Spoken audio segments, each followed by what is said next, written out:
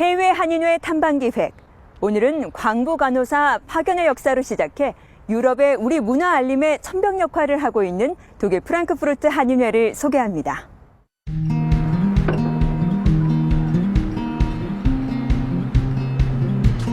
독일 에센시에 있는 졸페라인 광산박물관.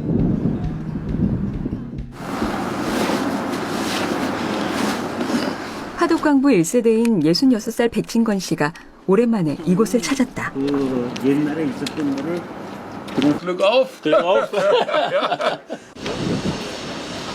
지금은 박물관으로 바뀌었지만 예전에는 석탄 공장으로 그의 일터였다. 그는 지난 1971년 24살의 젊은 나이에 독일로 와 청춘과 땀과 눈물을 이곳에 묻었다.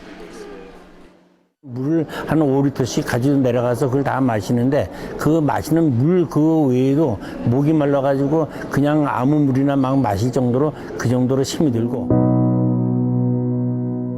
외롭고 힘들 때 기댈 수 있고 힘이 되는 것은 함께 온 한국인 동료였다.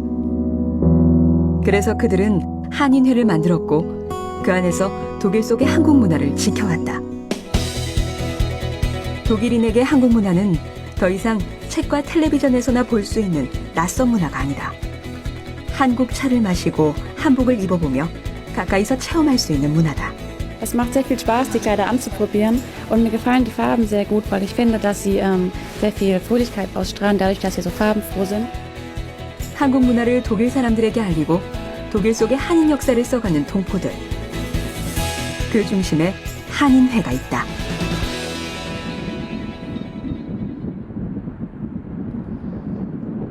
국제 금융도시이자 유럽 교통의 중심지 프랑크푸르트. 라인강의 지류인 마인강이 유유히 흐르고 세계적인 문호 괴테가 태어난 곳이다.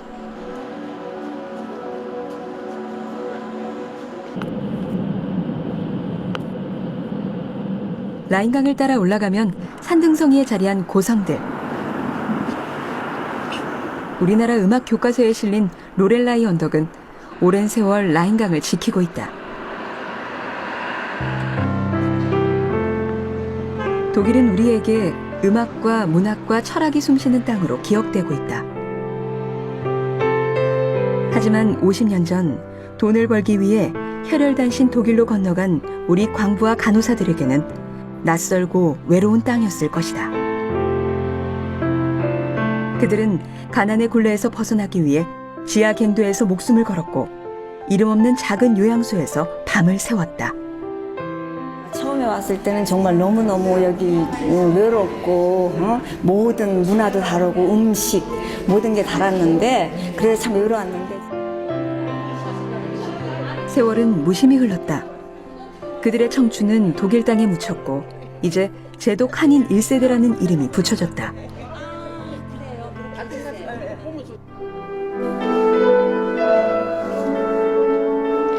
어둠이 내려앉은 프랑크푸르트의 한 교회. 안으로 들어서자 친근한 노랫가락이 은은하게 울려 퍼진다.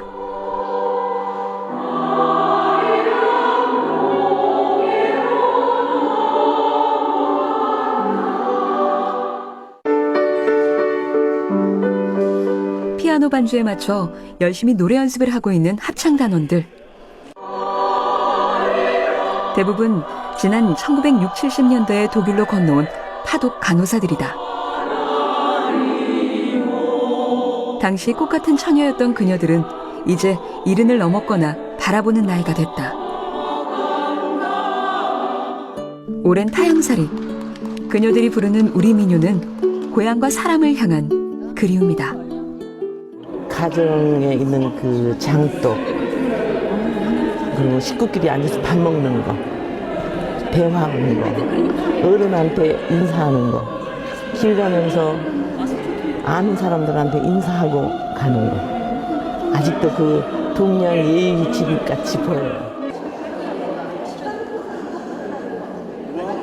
프랑크푸르트 한인합창단은 지난 1986년 창단됐다. 6명으로 시작했던 합창단원 수는 지금 45명으로 늘었다. 매주 월요일이면 함께 모여 노래 연습도 하고 서로의 안부를 물으며 고향을 향한 그리움을 달래왔다. 대부분 여기 파독간호사들은 그 향수병이라는 게 있어요. 고향을 생각하는 아픔. 이렇게 같이 일주일에 한 번씩 나와서 이렇게 우리나라 가곡이든지 배우고 이렇게 부르면요 즐겁고 그리고 아는 분들하고 또 어울 수 있는 기회도 되고 그래서 참 즐거워요. 한인 합창단은 프랑크푸르트에서 제법 유명해졌다. 한인의 행사는 물론이고 프랑크푸르트의 여러 문화 행사에도 초청받아 한국 음악을 독일인들에게 소개하는 문화 전도사 역할을 하고 있다. 우리들이 나이는 들었지만 노래를 함으로써 이 한국과 독일의 그 가교 역할을 할 수 있고 또 조금이라도 한국을 알릴 수 있지 한국의 문화, 한국의 그 노래를 독일 사람들한테 좀 알리지 않을까 이제 이런 거 생각하니까 좀 자부심 가지고 있어요.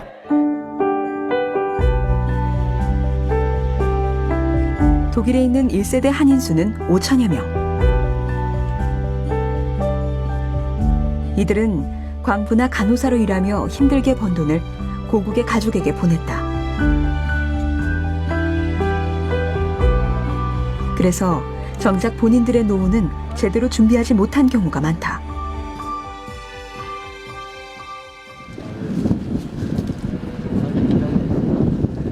뒤스부르크 시내에 있는 한 임대 아파트.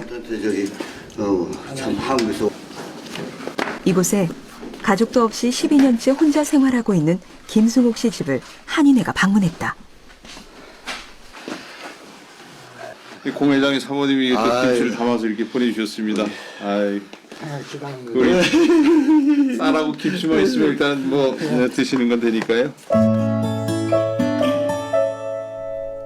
김 씨는 지난 1977년 독일로 온 파독강부 마지막 세대다.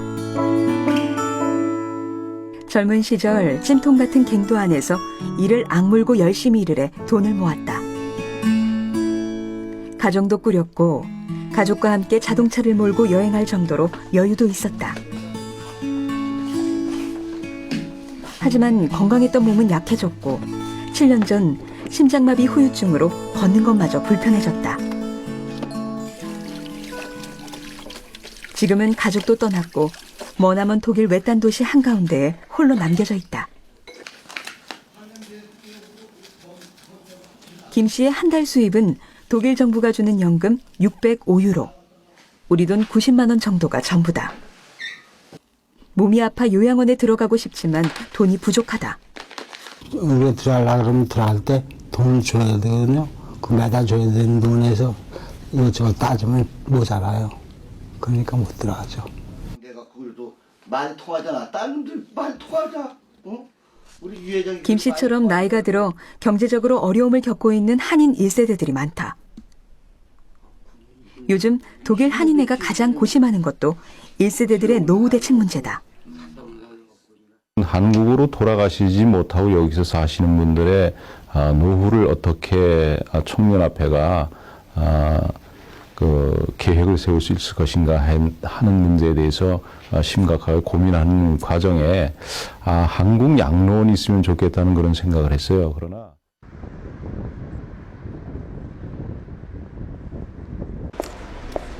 토요일 오전 학생들이 하나둘씩 학교로 모여들고 있다. 매주 토요일이면 프랑크푸르트 한국 학교가 문을 여는 날이다. 이 교실은 중학교 1학년 국어 시간. 조선시대 김종서 장군의 상소문을 중심으로 우리말을 배우고 있다.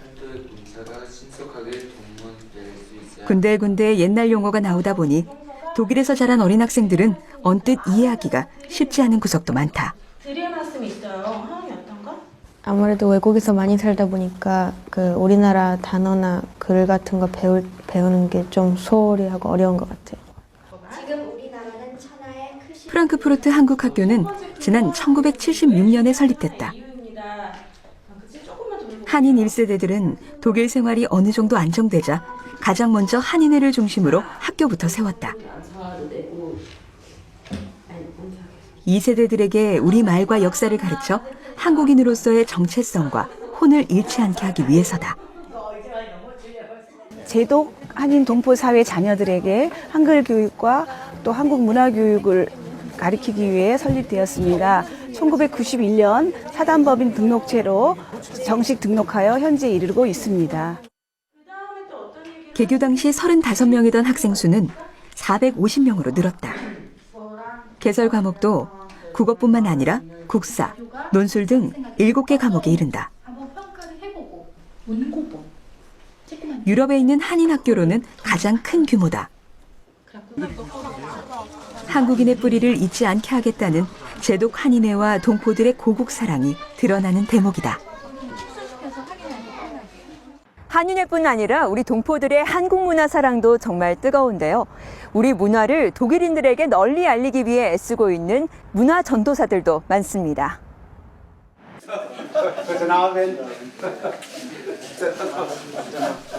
태권도장을 운영하는 이강현 관장. 이 관장은 지난 1978년 태권도 사범으로 독일로 건너왔다. 극동의 작은 나라 한국을 독일 사람들이 잘 알지 못할 때였다. 제가 처음에 독일에 왔을 때는 항상 일본 사람이냐 중국 사람이냐고 묻지 한국 사람이라고 묻지를 않습니다. 그래서 그는 한국을 알리기 위해 태권도를 배우러 온 독일 사람들에게 먼저 간단한 우리말과 예절부터 가르쳤다. 지금도 태권도 훈련을 시작하기 전에 먼저 태극기에 대한 경례와 사범에 대한 인사를 하는 것은 오랜 관례가 됐다.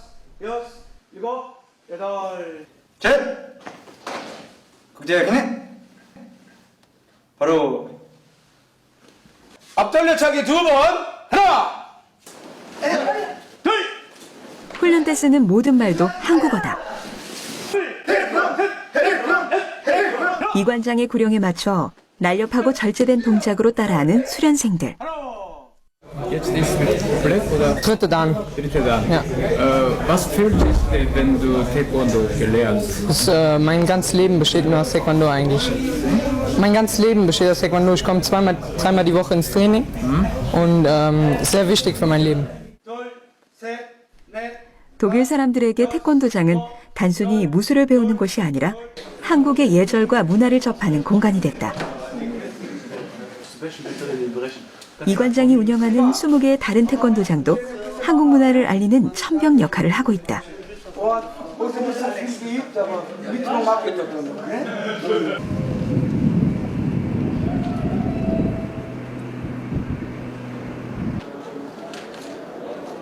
프랑크푸르트에서 현호남 원장의 한국 문화 사랑은 지역 신문에 소개될 정도로 유명하다.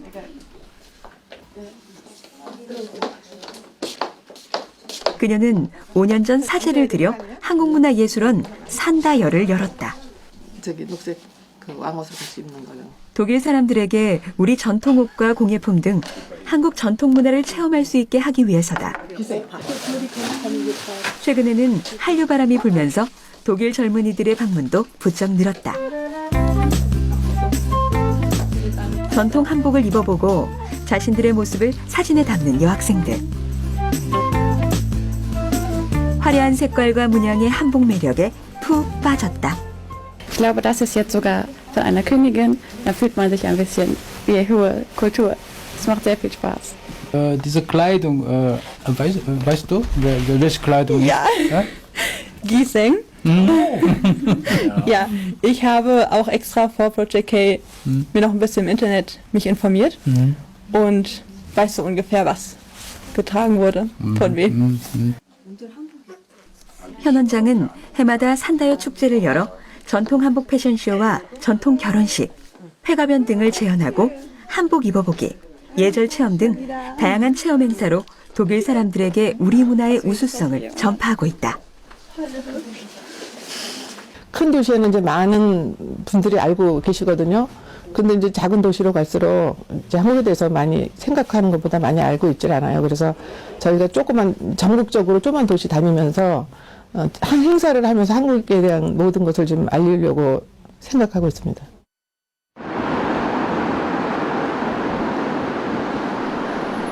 초겨울로 접어든 프랑크푸르트 대학. 어둠이 내리기 시작하자 강의실은 하나둘씩 불이 켜지고 늦은 시간에도 한국을 배우려는 학생들의 열기가 뜨겁다. 안녕하십니까? And then 안녕하세요. 안녕. 그쵸? 예. 그 다음에 안녕하십니까 얘기했어요. 그 다음에 무슨 얘기를 해요? Die Kultur ist ganz anders, aber es ist total interessant. Man kann es auch nur weiterempfehlen. Also ich finde es besser als in Deutschland selbst.